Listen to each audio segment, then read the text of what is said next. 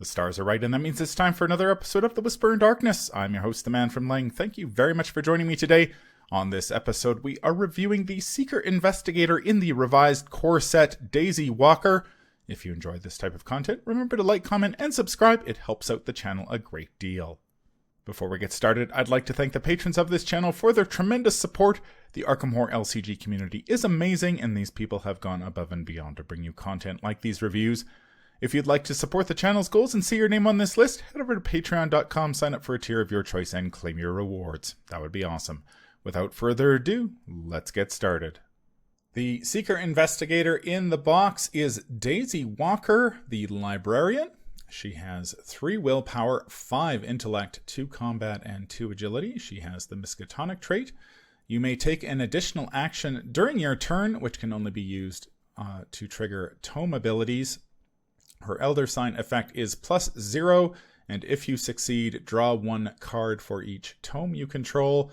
She has 5 health and 9 sanity. All you really need to know about Daisy is that 5 intellect. I've said it once and said it before that playing a 5 intellect investigator is almost like night and day in this game. The things you can do with 5 intellect to simply race a scenario to the end is amazing. You can discover clues at pretty much all but the highest shroud locations, and you can often race a scenario to the end before you can really deal much damage to you. Of course, the problem with Daisy is that her enemy management is almost non-existent with 2 combat, 2 agility, and that 5 health, which means she cannot really soak a lot of damage before she goes down. You can at least soak a decent amount of treacheries, like things like Rotting Remains and Frozen in Fear. She's pretty good at dealing with things like that, which is good because that helps to alleviate her abysmal enemy management skills. But yeah, her she extra action is also really good too. Yeah, I agree.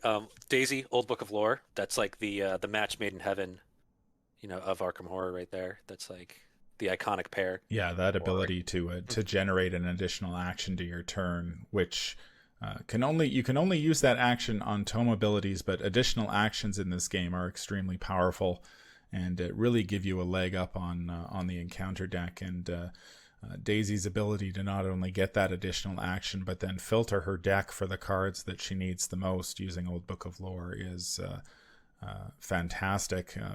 And that also works with other investigators. So if you're playing in multiplayer and Roland is having trouble finding his weapons, Daisy can come to his rescue and use that free action every turn to just filter Roland's deck and find the tools that he needs. Now there aren't that many tomes in the core set. I believe there's Old Book of Lore, Encyclopedia is an upgrade, medical texts, and Daisy's Weakness, which we'll talk about in a minute. So you don't have a lot of options as far as the core set goes, but of course this game has been around now for 5 years, and the card pool has expanded to the point where there are more tomes than you'll know what to do with. And so Daisy has plenty of options once she gets some upgrades. Now her Elder Sign effect again is +0, and you get to draw a card for each tome you control. I think actually Daisy is probably the investigator in the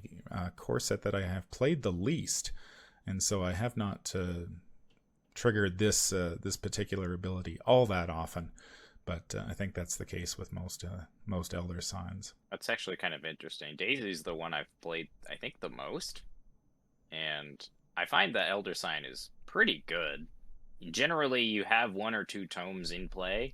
And like we were saying in the Roland review, often Elder Signs with a modifier, just for the sake of having a modifier, are essentially a +0 anyway, so you're not really losing out on any value in that regard. And who doesn't like more cards? Yeah, it's true. Her Elder Sign always does something, pass or fail, and that's good. Well, it doesn't always do something. You have to have tomes out, but your Daisy, that's like your number 1 priority. Get your Old Book of Lore. Get it rolling. Yeah, most of the time you're going to have at least 1 tome out there that you should be able to draw a card. And I mean, drawing cards will help you, is one of the key ways to win scenarios. You know, we talked about a little bit in the roll-in review about, you know, how discovering clues and dispatching enemies is key, but drawing cards is another one of those very important things that if your deck is able to draw cards, you will really notice a difference with how it performs. And Seekers are I think the undisputed masters of card draw in this particular game. So the ability to get an extra card here and there for Daisy is fantastic. Now her enemy management is a big issue, especially in the core set. While you can certainly take Roland out either in multiplayer or solo, playing Daisy solo straight out of the box in the core set is quite difficult. The core set really doesn't provide her with enough tools to be able to play solo right out of the box. Yeah, I would totally agree with that assessment. There's almost no enemy management cards that she has in her deck, apart from a couple cards that we'll talk about a little later on. But once you use those cards, they're gone. It's not like a machete that stays in play forever. You know, once you use those charges or once you throw that knife, it's gone forever. So That's true. It's definitely a challenge. I think it's not impossible for her to say use shriveling or hyper awareness to do a lot of evasion but you got to like really work at it. It's a challenge for her to manage enemies, for sure. Yeah, well, it is a pretty big challenge for Daisy right out of if you pick up the revised core and you're looking for a solo investigator. Daisy is not the one that I would necessarily choose, but if you decide that you enjoy the game and you want to pick up more cards, Seekers can. The Seeker card pool has grown in depth and to such an extent that Seekers make some of the best solo investigators. So don't judge Seekers' solo capabilities by the core set alone, because once you get into that expanded card pool, Seekers can do some pretty amazing things. The backside of Daisy Walker is deck size 30, of course. Deck building options: Seeker cards level 0 to 5, Mystic cards level 0 to 2, and neutral cards level 0 to 5. Her deck building requirements include Daisy's Tote Bag, the Necronomicon, and one random basic weakness. So Daisy certainly does not have any issues discovering clues with access to the Seeker card pool, and the Mystic cards give her a little bit of offense if necessary. Although I think if you're playing in with your friends in a multiplayer setting, you really want to be. Daisy's not going to be doing much, but roving the board, discovering clues. She does have a little bit of support with Ward of Protection and Shriveling if you wanted to go that route. But by and large, I would definitely just play her to grab a bunch of clues. There are a couple of extra interesting options Daisy can get from her Mystic Off class. Holy Rosary might be a decent option if you wanted to try to fight the occasional enemy here and there. Arcane Studies could also be really useful for her if you have a lot of extra resources and you want to pump up either your willpower or your intellect. That could be pretty good. I don't think she really needs a card like Drawn to the Flame. With her 5 intellect, she's already really good at getting clues, so I think that card is more reserved for Agnes. Having Ward of Protection is always good, and she has the ability to draw so many cards throughout the course of the game that you're going to be able to see them, and then, counter those Grasping Hands or those really nasty treacheries that are going to, put a damper in your day. Yeah, 2 Wards of Protection is kind of a must, because that right there helps overcome her weakness of only having 5 health and 2 agility. You find a treachery that deals you damage, cancel it and take horror instead. Easy peasy. In fact, go to your local library, use a photocopier, make 16 copies of Ward of Protection, and put it in every one of your decks. Well, the ones that can take it. Yeah, I think one of the other important cards in the Seeker card pool for Daisy is Mind Over Matter. Her combat and agility are both 2, so she's very limited when it comes to enemy management. And often when I look at an investigator, one of the key questions I ask is, can it deal with a swarm of rats? What's your option for that? Because sometimes you end up In multiplayer, you've strayed from the group and you need to go get a clue at a far-flung location, and you end up drawing a swarm of rats. So rather than Roland trucking himself across the map to come and help you, how are you going to deal with those rats yourself? And cards like Mind Over Matter are essential for Daisy to have a chance. Boosts her combat or agility up to 5 for the round, and that should be good enough to get you through at least the first set of rats. Of course, the biggest problem with many of the Seeker enemy management options in the revised core is that they are one-time events. So you, as you were saying, you don't have something that like an asset that's on the table that you can rely on consistently to deal with things. And this is a problem that sort of runs through the Seeker card pool even as it expands, is that many of their enemy management options are events. So you might be able to kill an enemy, but it's a one-shot deal. So if you happen to draw a bad token or something like that and come up short, can be in a little bit of trouble. And it also that also applies to when enemies have rats is fine, but if an enemy has 4 health or something like that, or an odd health total, you can sometimes end up in trouble because Daisy simply doesn't have the tools to take that enemy down. Yeah, this is where Seeker's Superior card draw really comes in, to try to attack the problem of having only one-shot events to deal with things. If you draw hard enough, you'll get enough copies of enemy options to be able to get yourself through. Or even just icons. Yeah, even with icons. I do think there's an angle that Daisy can take with hyper awareness. If you build your whole deck such that it's very cheap, so you use like magnifying glass and maybe Dr. Delon to make you money, and you don't spend a lot of resources on things, I think you can generate enough to just lean on hyper awareness to evade rats. So that's a reusable option. But it does require kind of morphing your playstyle around saving money, for those evasion tests. Mm-hmm. Yeah, hyper awareness is one of those cards that between the Seeker's ability to generate a lot of cash with Dr. Mylan Christopher, as well as other cards that have been released since then, if you can generate enough cash, you can often be able to leverage hyper awareness, say, better than Roland can leverage his physical training or hyper awareness, because he's usually spending his money on his expensive assets at the beginning of the game, and so he doesn't have the cash to use those talents. But an investigator like Daisy can certainly get a little more use out of them than others. Now, Daisy's signature card is her Tote Bag. It's a 2-cost asset with a willpower, intellect, and wild skill icon. The item trait, Daisy Walker deck only. You have 2 additional hand slots, which can only be used to hold Tome assets. So additional hand slots are nice, but this one, I think, is one of the duller signature assets that has been released. Yeah, I would agree. I think apart from her special parallel scenario or challenge scenario, I've honestly never played this card. Like, put it down on the table. It has good icons on it, which I think is its saving grace, but I feel oftentimes you don't need those hand slots, which is sort of counterintuitive, because you would feel like as Daisy you would want all the tomes you can get, but you can only use her ability once per round, so you really only need 1 tome to take advantage of her ability. That's true.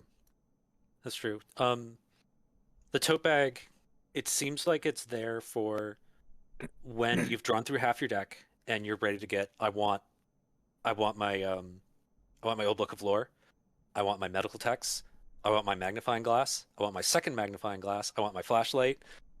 It seems like it's there for when you're about starting to hit late game and you've already drawn through half your deck and you just need some more hand slots just to top it off. But at that point, like, you're already if you have like 2 magnifying glasses and an old book of lore out, you're already investigating at like 7 or 8 already. Do you really need another flashlight? Probably not. Yeah, so it seems like it really kicks in a bit late. and you might as well just finish off the scenario at that point.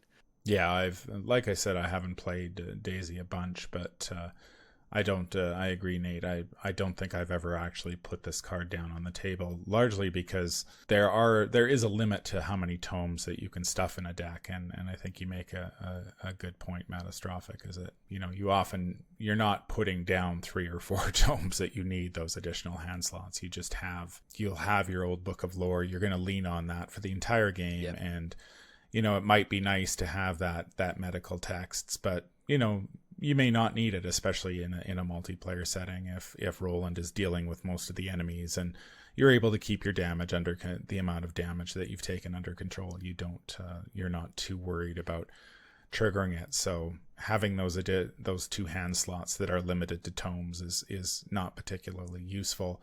And if you're going using a Daisy build that's leaning into shriveling to deal damage, having that card with two willpower skill icons on it that you can commit to a skill test, or if you're, say, stuck at a very high shroud location, they are rare, but they do crop up from time to time, and you need the 2 agility or the 2 intellect skill icons to just help you hedge your bets against the chaos bag. Then this will often get pitched. There is, however, one very important thing that the tote bag does for you. It's a certain book that goes in the bag, and I think you're going to talk about it next, right, Mr. Ling? That's right. The Necronomicon is Daisy's signature weakness. The John D. translation, it's an asset that doesn't cost anything. Item and tome traits. Revelation, put the Necronomicon into play in your threat area with 3 horror on it. It cannot leave play while it has 1 or more horror on it. You treat each Elder Sign you reveal on a Chaos token as a auto-fail. As an action, you can move 1 horror from the Necronomicon to Daisy Walker. Then, if the Necronomicon has no horror on it, you discard it, and it will take up 1 of those valuable hand slots that you were hoping to put other things in, but the Necronomicon will come down, and you'll have to discard 1 of them. What do you guys think about this weakness? I love the flavor of it. It has some awesome flavor to it. Yeah. Just the whole idea of like reading the Necronomicon and slowly going insane through that process is really, really well executed on this card. I really like that about it. As far as the actual like effect on the weakness, it's pretty mild, honestly.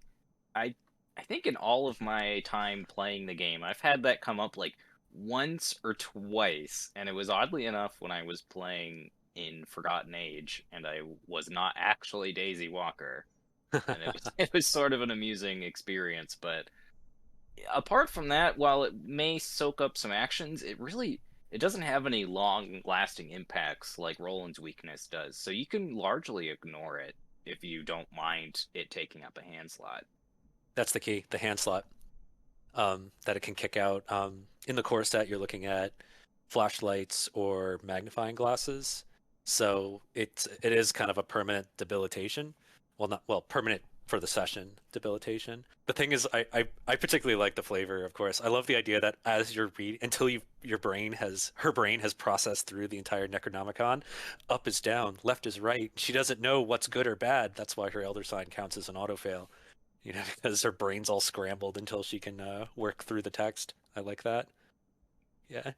Also, the psychological value of that valuable Elder Sign becoming an auto-fail. Fun times.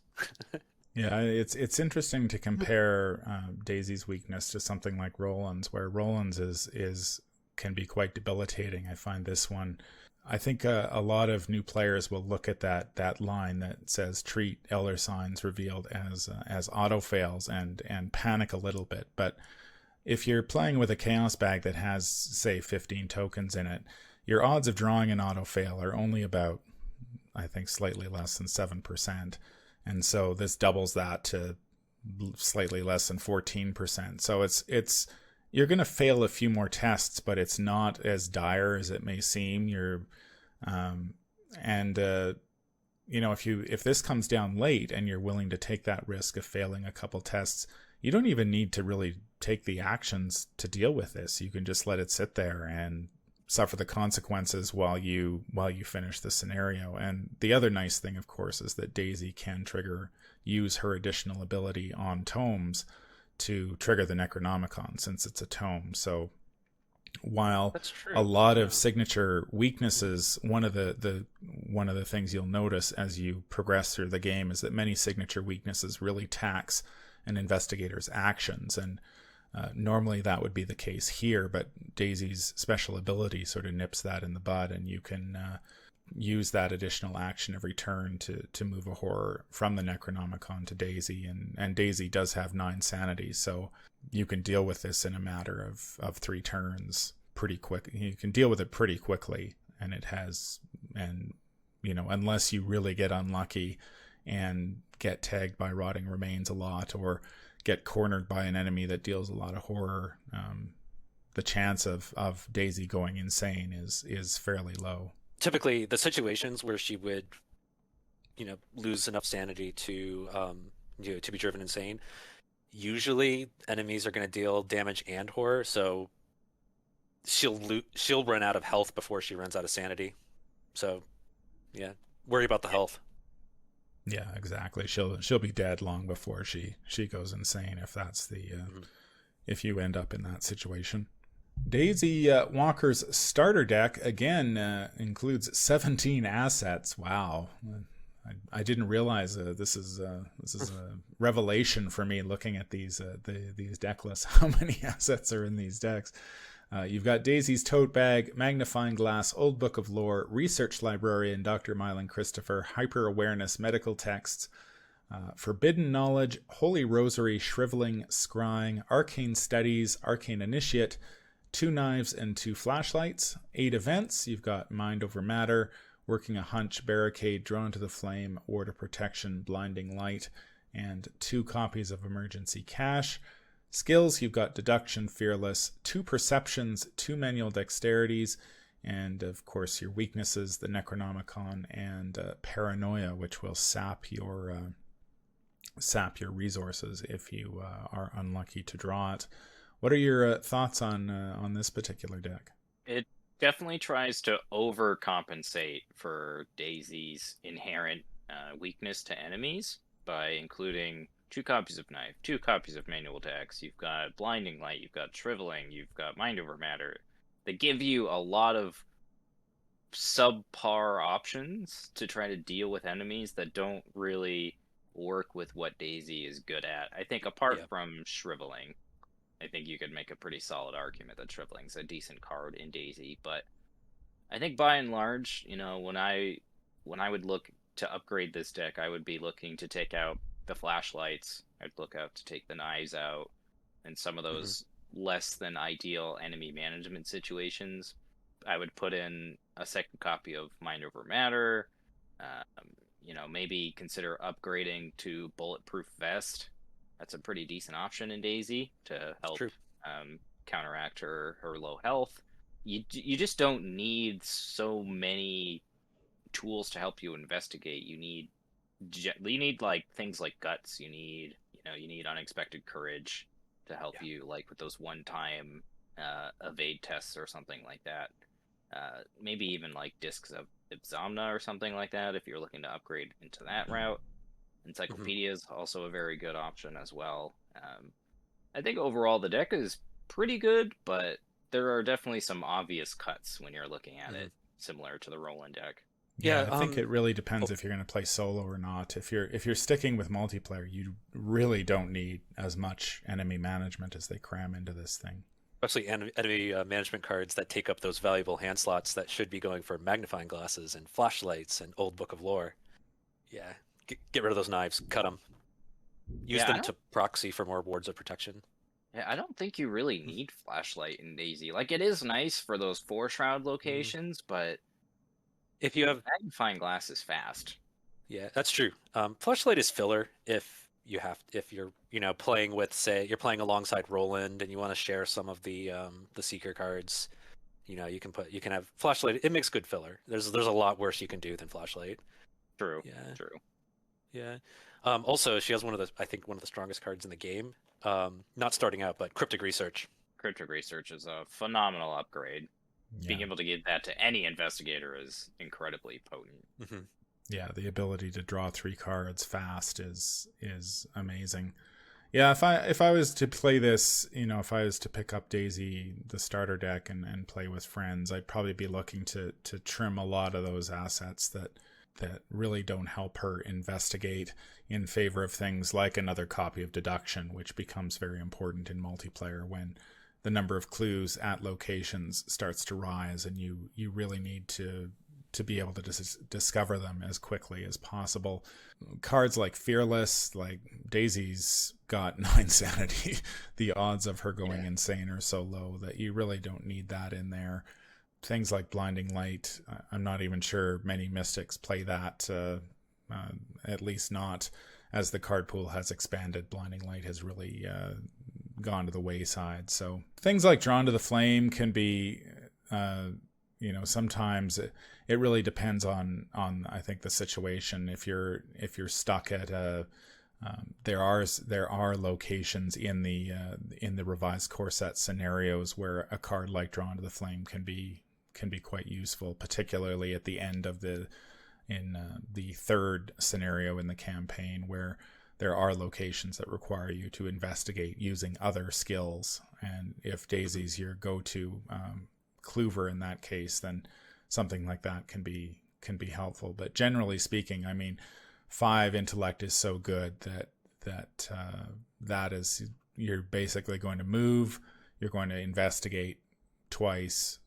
investigate some more, then move, and just keep going and let everybody else around you deal with any enemies that crop up. That's true. Also, one thing that's important to note is that magnifying glass is incredibly cheap and it's fast. So Daisy, magnifying glass, Dr. Milan, that's a 7 right there. I mean, she's knocking it out of the park when it comes to investigating without spending a lot of effort, to be honest. Mm-hmm. Yeah, I think one of the reasons I'm kind of shocked by the sheer number of assets in these decks is that I think my play style has sort of tends to be where I will try to play as little as possible. So having all of these things that you want to get down on the table is a little shocking, where I'll be like, okay, I've got a gun, I'm good to go. That's all I really need for the time being. Okay, I got my ally, I'll get that ally down. Okay, I'm good now. I've got a gun and an ally, and that's all I really need. I think in Daisy's case, it's like, I've got my old book of lore, I've got my Dr. Mile and Christopher on the table. Everything else, is sort of like, well, if I need it, I'll get around to playing it, but I'm just gonna want to go as fast as I can and gather clues first off. And if I draw something like Shriveling, well, I might play it or I might not. If the rest of the players at the table have the enemies under control, then that's not my job. So I'll just keep on investigating. You, sir, sound like a die-hard solo player there. I sure do. I wear my biases clearly on my sleeve. No time for large tableaus, from you. That's right. That's going to do it for our look at Daisy Walker, the librarian. Any final thoughts on our girl Daisy here? Some nice new art, actually, from Alexander Kurtz for these investigator cards. All of the investigators in the revised core set got new art, and so a nice new picture of Daisy sort of made me want to take her for a spin. She's a fun investigator. I think once you decide how you want to tackle her weakness to enemies, she becomes a really fun investigator to play around with. She's really consistent. With cards like Research Librarian and Old Book of Lore, you're able to very quickly get your engine set up and going, and it's just fun. Like, you have 8 cards in your hand all the time, you have 7 intellect, you're investigating, you're getting resources, you're doing all this stuff, and it's a lot of fun to play around with. Yeah, that's true. Get that. Yeah, like I said at the beginning, Daisy, Old Book of Lore, that's like the duo of Arkham Horror right there. Yeah, get it as fast as possible, get rolling. That's going to do it for this episode. If you enjoyed what you hear, remember to like, comment, and subscribe. If you need to contact me, I can be reached at manfromlang@gmail.com. I'm also on Twitter at manfromlang. Until the stars are right, keep your shotgun close and your elder sign closer. Take care out there, and happy investigating.